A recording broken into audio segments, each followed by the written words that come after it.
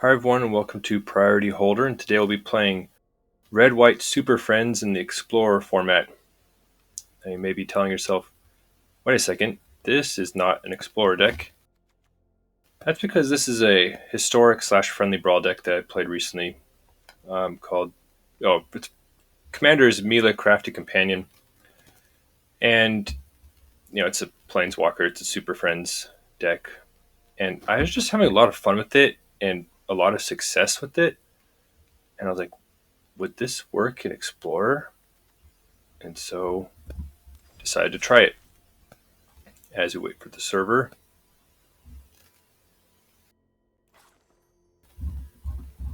here is the list. If I can find it.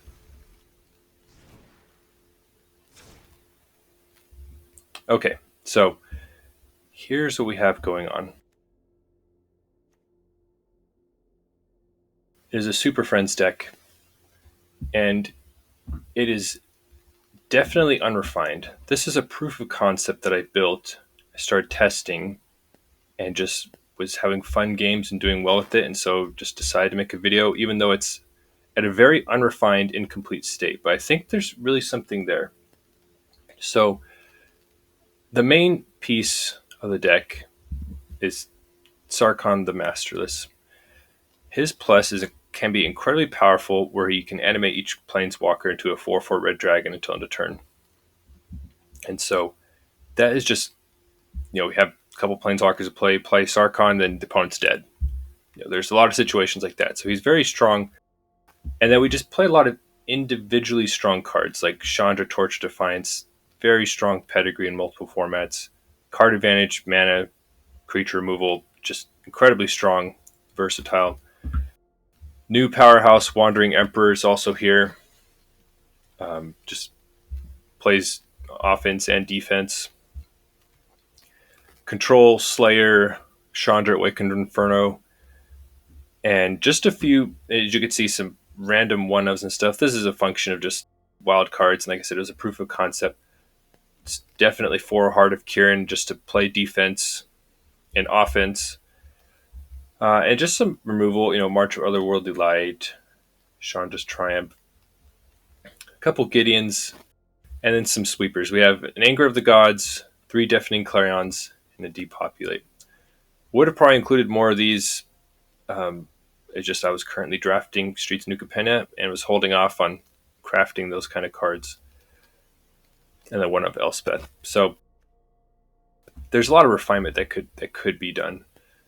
In the games that you'll see, I do not have Kaheera as a companion. Continuing the tradition of playing the games and then realizing I can add a companion after it's already too late. So I definitely add it. I mean, it's a free companion. It does pretty much reveal the fact that we don't have any creatures in this deck pretty early on. But it's a free blocker that we can get, and just I think it can add decent value to our plays. But the interesting things this deck can do, well, we have a lot of 3-mana 4/4s with these 2 Gideons, with also additional upside. So that, and then like Chandra plussing to deal damage, and then Sarkhan plussing to turn everything to dragons, not to mention Awakened Inferno's emblems, we can pile on the damage very suddenly once we've stabilized. And so the idea is that the tiny rafts are there for like creature decks, and control decks just should hopefully not be able to deal with all the Planeswalkers we're dropping. Now, one that has been surprising me and going up in my rankings, I guess, is Chandra Acolyte of Flame. Not only can her first zero, push other Planeswalkers to ultimating really quick, she creates, 2 1/1 elementals that can push through damage, and her -2 is very strong. It grants flashback to something to an instant or source with mana value 3 or less, which can just flashback Anger of the Gods, Deafening Clarion, or even a Chandra's Triumph. So very, very powerful, reusing our removal that we've had. And so, yeah, that's the idea, is just to play a lot of independently strong cards, have the usual value built in the mana base with some creature lands and some channel lands. Some things to consider. Chandra's Regulator. I've seen mono red only Chandra builds. I think this is an insanely strong card there, but it loses a lot of value when we're not mono red and not mono Chandras. Ajani's another strong planeswalker to consider. We don't really have a lot of support for the life gain theme, but it's still something to think about. Chandra Fire Artisan from War of the Spark can't really play defense, but can give us card advantage. Probably just better playing Torch of Defiance. And I'm fond of Chandra Heart of Fire. Her +1 in the late game is potentially a draw 3. I think this is better at the top of your curve when you can play a lot of spells. And when her +1 gets us potentially like 12 mana of planeswalkers we can't possibly play, then it's not as nice. But these are some of the other ones I was at least thinking about. But yeah, let's try it out and jump into some games. Alright, keep this hand. Hand's good against aggro, though maybe not against a Yorion deck.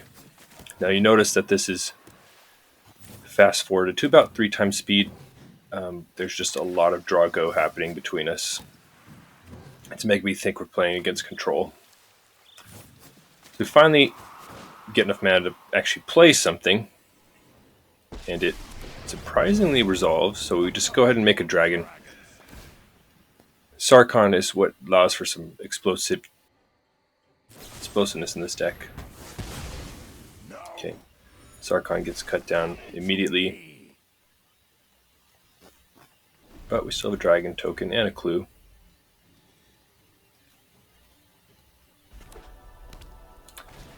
And dragon's gone.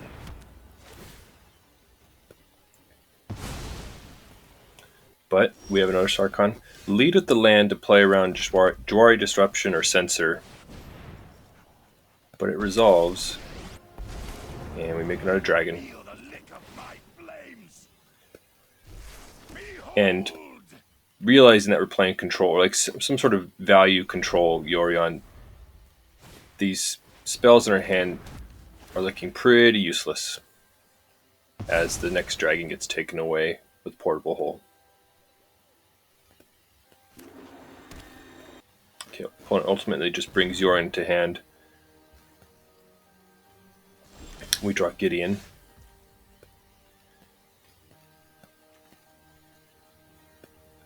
So go ahead and just plus Sarkhan.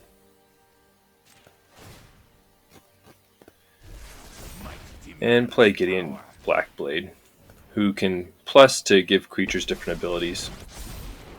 I make a small mistake here. I think I should have just chose Lifelink. I was so paranoid of the Wandering Emperor that I chose Vigilance, even though end of my turn Sarkhan would no longer be a creature and wouldn't matter if it was tapped. So that was a small mistake there, but I'm already have Wandering Emperor on my mind.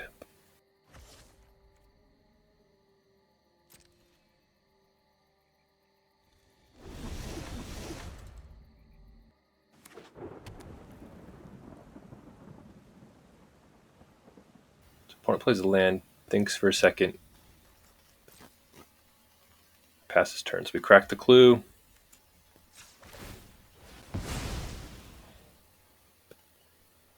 Alright, draw Chandra, Acolyte of Flame, and then draw Gideon of the Trials. So I'm pretty good about that. So at this point, decide just to send everything, animate them, then activate Gideon. This time, on purpose, choosing Vigilance to play around Wandering Emperor a little bit. Prepare for battle. And go ahead and just send them in. Opponent has to do something. That's a lot of damage. And they hit us with Subtle Wreckage. Now, I'll have to make some control videos at some point, but Subtle Wreckage is already a really strong card. Like an immense blowout. But with the printing of the Wandering Emperor, it only gets better. Because the attack patterns you need for each of those cards are much different. And so it just messes with people when they see the 4 white mana open. Do I send them all in case it's Wandering Emperor, or do I hold some back in case it's Subtle Wreckage? So it's just a really strong tools for control. Meanwhile, fortunately I have 6 mana, so I just play both Planeswalkers. Now, one thing you're probably sensing against this control deck, and probably against many of them, is that they're just not equipped to battle as this many Planeswalkers as that we're playing. They're kitted to battle against creature decks. And yeah, they can counter some of them, but once they're in play, they just have trouble with them. So, alright, so go ahead and make the elementals, animate Gideon, send in the attackers. And here comes Wandering Emperor. You started this fight, but I'm going to end it. So, I was assuming Wandering Emperor would just exile Gideon, so I was very surprised to see a Samurai token being made here. But then, this makes sense. March of Otherworldly Light takes care of Gideon. I go ahead and check on the card they pitched to it. Okay, so Gideon down.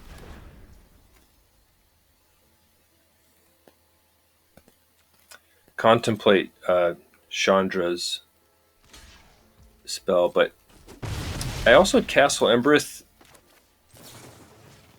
but really wanted to get Chandra Torch of Defiance down. Still have much to learn. And did not want them playing around with Wandering Emperor Yorion tricks. Let's do this. Yup, you're going down. Chandra Torch of Defiance is just incredibly strong. The Chandra's Triumph in our hand, feeling pretty good.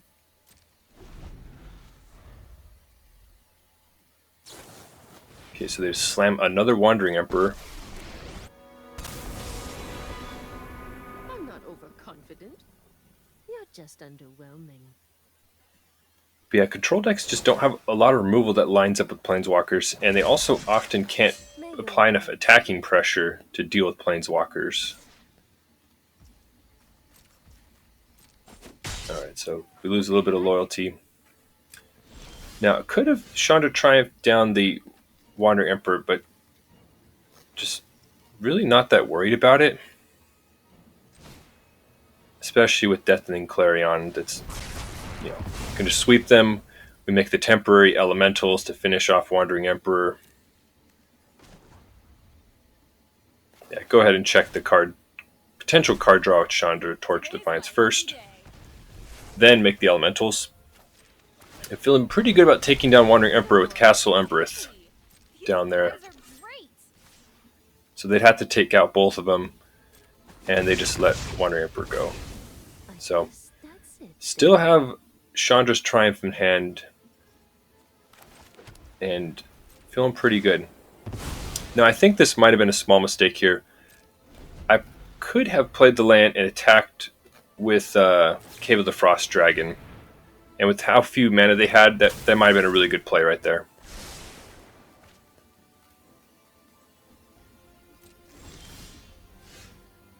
Okay, opponent sets an upkeep stop for some reason.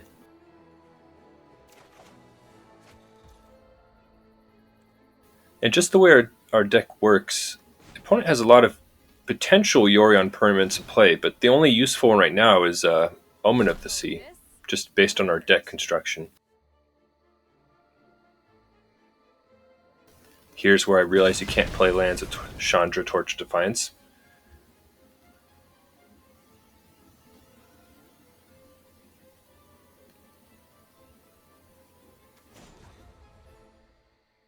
Thinking about, do I fire up Cave of the Frost Dragon or not?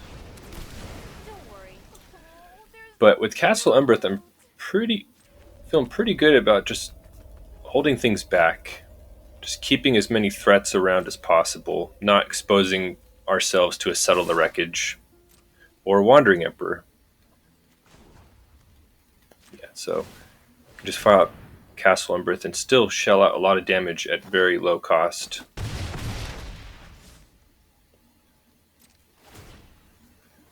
So now opponent's in pretty big trouble. Okay, so they go ahead and channel Otawara on our Torch of Defiance.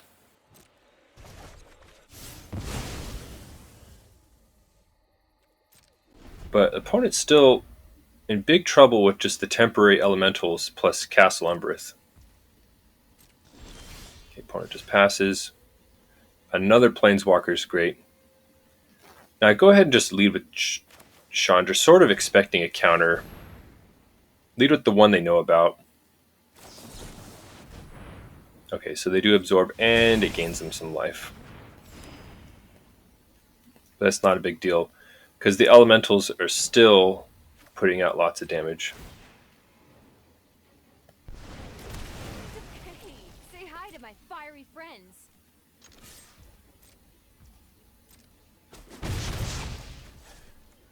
Already really impressed with Chandra Acolyte of Flame. It does a lot in a lot of different situations.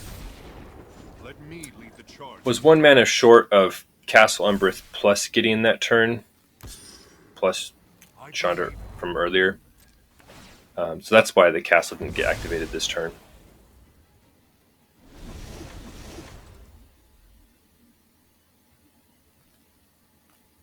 So opponent is dealing with a lot of threats right now. And this is why we've been holding Chandra's Triumph to take down a Yorion.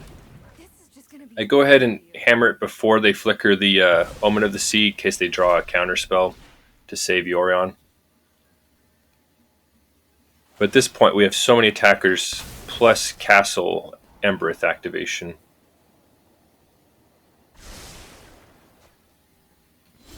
Opponent keeps something on top. But they've seen enough. Alright, next game. Pretty good hand. Always very happy to see an early Heart of Kiran just to play defense for our many Planeswalkers. Okay, so Champion of the Perished means we're facing a Zombies deck. Now, feeling pretty great about Depopulate in hand.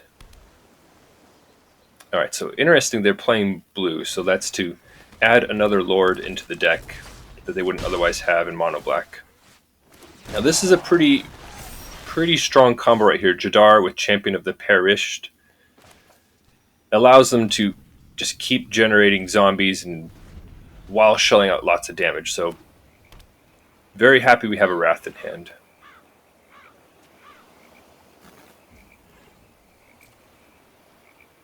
Could have played Gideon last turn, but it's just not fruitful with how much damage they can put out. Not only that, but Cave or Den of the Bugbear is tapped from this point on in the game. Okay, Diregraph Colossus. Yeah, so the opponent has a lot of strong synergies weaving together right here. It's a perfect turn to just fire off Depopulate.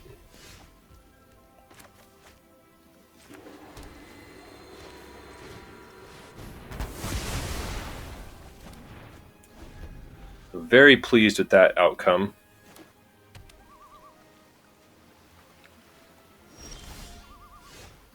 Opponent passes.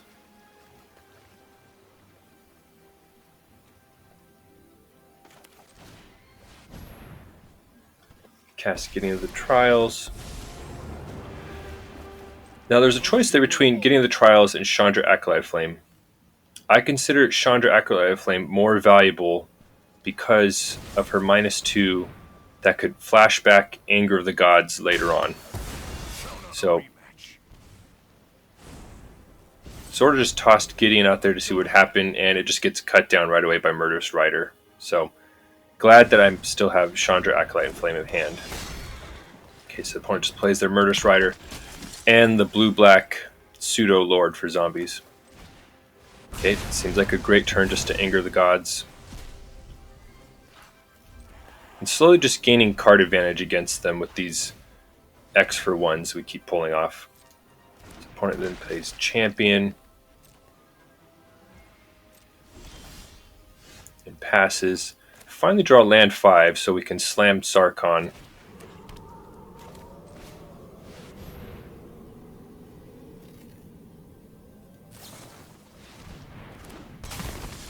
And the opponent surprises us with Overcharged Amalgam, which when it exploits something can counter a spell or an ability.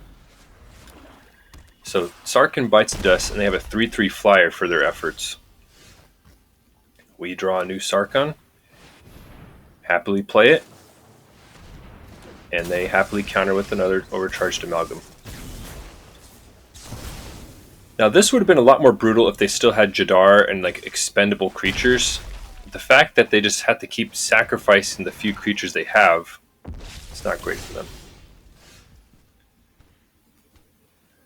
Okay, so opponent's building out a decent board here, but empty-handed. So we go ahead, drop Chandra, Torch of Defiance, play the mana ability, which also lets us play Chandra Acolyte of Flame. Now the whole point is to try and preserve Chandra Acolyte of Flame to minus and Anger of the Gods later. So I neglect to use Heart of Kiran here, and I also forgot it on an earlier turn. But I think both those mistakes actually pay off at this exact moment. The opponent sensing blood in the water, but they have not seen Heart of Kiran with its alternate crew cost yet. So I think that's part of the reason why they just sent in the way they did. I'm expecting a removal spell, but I'm able to just successfully block and take down the Overcharged Amalgam. So, one of those instances where I think my multiple mistakes of not firing up Heart of Kiran earlier ended up paying off by the opponent not realizing about the alternate crew. And here's where we just lay the hammer down. -2, flashback Anger of the Gods. Then we have to have the mana for it, which is key.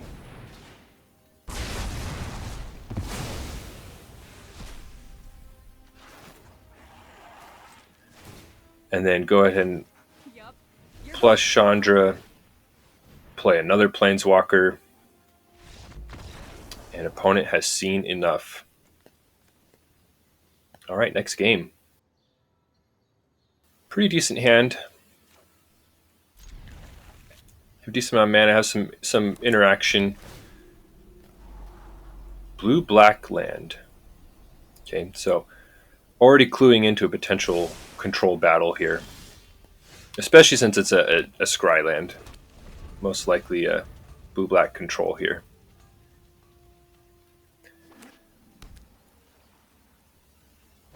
Plays tap shock land and Thoughtseize. So this is actually the most important play of the whole game right here. What do they choose at Thoughtseize? Now I'm almost certain they're going to choose Chandra Awakened Inferno. But opponent, I guess, just sees multiple Planeswalkers, chooses the one that's earlier to cast. But the key thing is that Chandra Awakened Inferno has the text that it cannot be countered. So Chandra Awakened Inferno is just a control slayer. So I was very, very surprised to see them not take her, since she's very difficult to deal with, for them to deal with otherwise. But opponent just plays Narset, minuses, gets a drawn on the lock, and I don't want them getting any more card advantage or selection off Narset, so go ahead and just take it down. There's not going to be a lot of good targets for that spell in control anyway, so now's a good time to play a tap Shatterskull and just keep passing. Opponent misses a land drop here, which is good for us.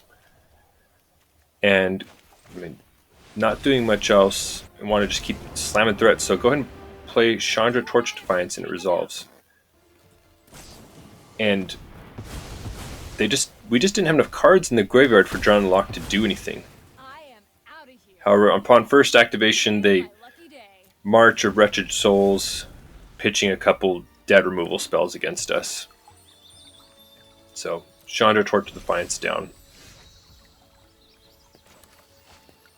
But we draw another one. Play the land first, especially against control, because they have all these censor effects. Still not enough cards in the graveyard for draw and unlock to do anything. And just go ahead and plus Chandra again.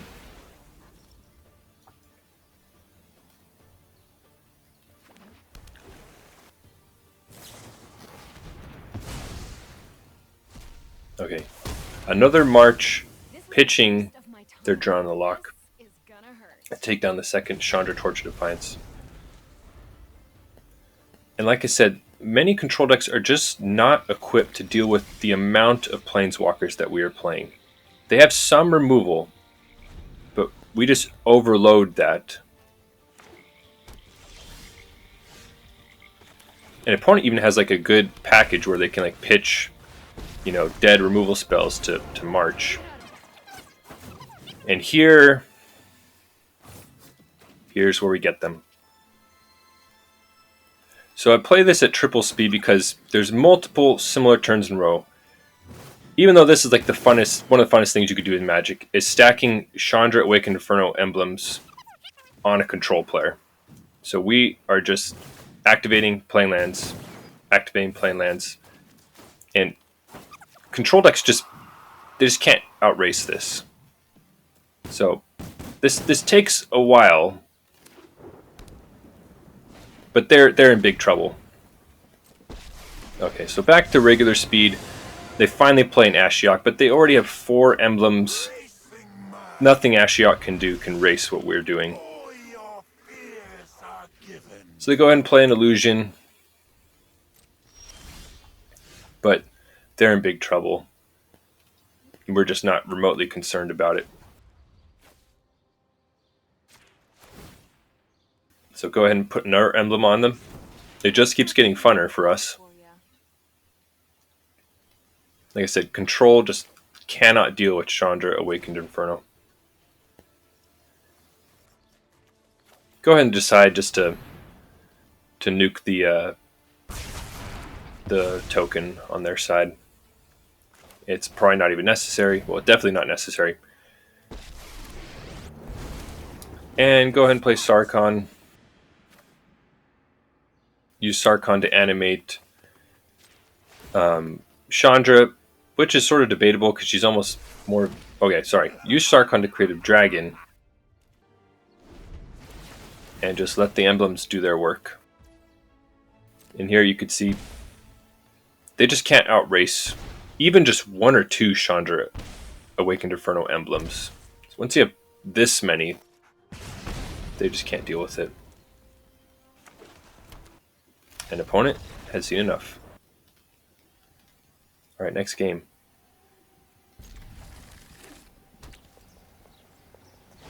Okay, Thoughtseize. What do they take? Opponent thinks about it. Takes Deafening Clarion. Makes us think there's some sort of a aggro-y mid-range deck. That the fact that they went for that spell.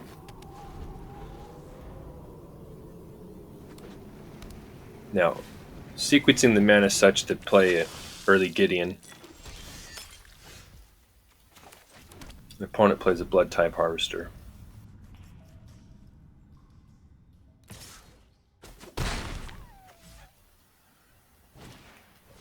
Stitcher Supplier. And then seeing that flashback spell makes me think that it's Greasefang. That's Mardu Greasefang. Could still be some sort of graveyard value deck, but really seems like Greasefang. Like when you see Stitcher Supplier and the flashback spell and these kind of decks. So now they have enough board presence that I'm not just going to throw a Planeswalker out there just to get gunned down. Decide to use a removal spell here just to take some heat off us. We want the game to go longer. Opponent just feeds it to Deadly Dispute, so they get some value out of that anyway. But now we're not really under any pressure.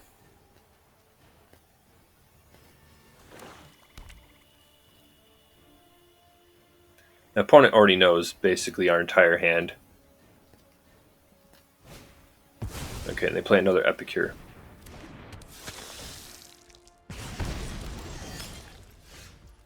Chandra Awakened Inferno.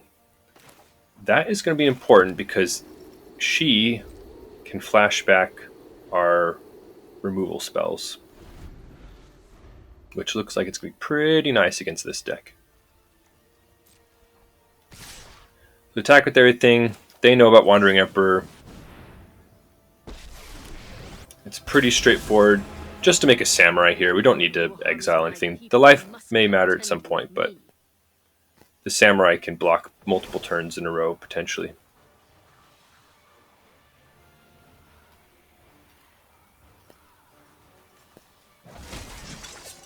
Keep watch for intruders. Now, avoid blocking the Stitcher Supplier. I don't want to help them mill a Parhelion or something like that.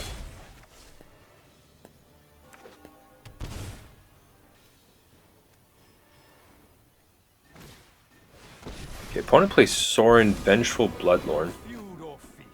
This strong Planeswalker gives things lifelink on your turn. It can reanimate things. It can ping and get. Anyway, it's very good. Now, it may be that people are not used to playing against Sarkhan, but Sorin feels it would be fairly safe in most situations, but not in this situation where Sarkhan can animate Planeswalkers into 4/4 dragons, and so it allows us to easily just take down Sorin before they get basically any value out of it. Not only that, but we have a blocker, and Planeswalkers have pretty healthy loyalty. Okay, so they go ahead and play Fable the Mirror Breaker.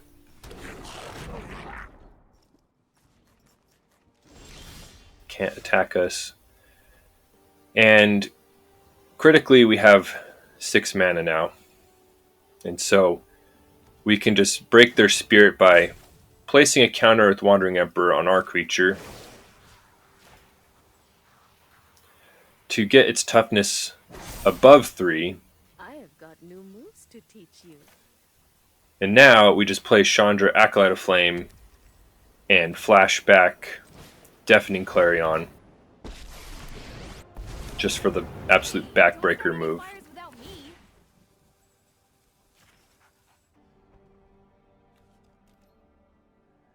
And go ahead and choose both modes. So our Samurai has lifelink now because of the Deafening Clarion. Alright, still no Parhelion or a Greasefang. Now, I could have gotten more lifelinkers by doing this ahead of time, but I was just worried about like Bone Crusher or something taking him down, so decided to just give the Samurai lifelink. But it's important to remember that kind of option on Deafening Clarion. Alright, so we knock them down to 3, have so many Avengers level threats to hit them with, so opponent pitches a card. Cathartic Pyre, still digging, and it's not good enough.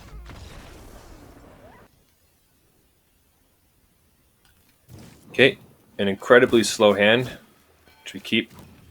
Okay, so this game, I usually play 5 games. This one ended pretty quickly. Opponent misses a land, we play a Gideon. They seem to be some sort of vehicles deck, and the opponent scoops it up. So I thought, well, that was pretty anticlimactic. Let's do another game. So here's a game 6 for you. I have a pretty great looking hand. 3 lands, some early-ish Planeswalkers, depopulates looking nice.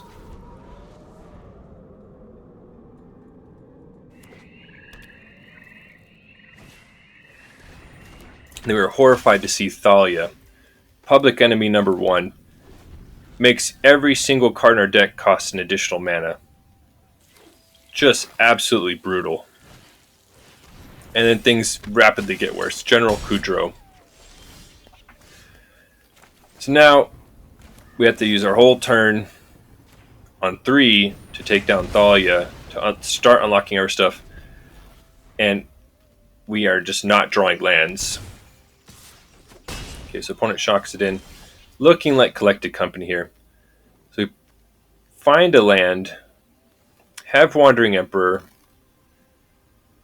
and I make a pretty huge mistake in just a second. We'll talk about it. So I play a land, planning on just using Wandering Emperor. Opponent predictably casts Collected Company. Here is where I should have played Wandering Emperor. Because what do they find? Another Thalia, locking me out of casting it. So I was just too locked in on like withholding information or waiting till they attack and hitting something. That was a pretty bad mistake. It briefly flashed my mind to do it, but as you can see, I just clicked right past it, and then the game slips away. Without Kudro there, and with 2 extra life for us, we'd be feeling a lot better. Especially because then they'd be attacking Wandering Emperor, so we'd be at 16 life, effectively, instead of 8. Then we could still at least play Planeswalkers to soak up damage until we find a land for Depopulate. So I speed up here because I play something, but we're already dead. And they get us. So then I was like, well, that's a depressing way to end after such a great win streak. So let's play a 7th game. So we jump into game 7. Alright, already Cauldron familiar. We can play Heart of Kiran. We're happy that we see 2 of our 3 mana sweepers in hand. Unlucky Witness, lands.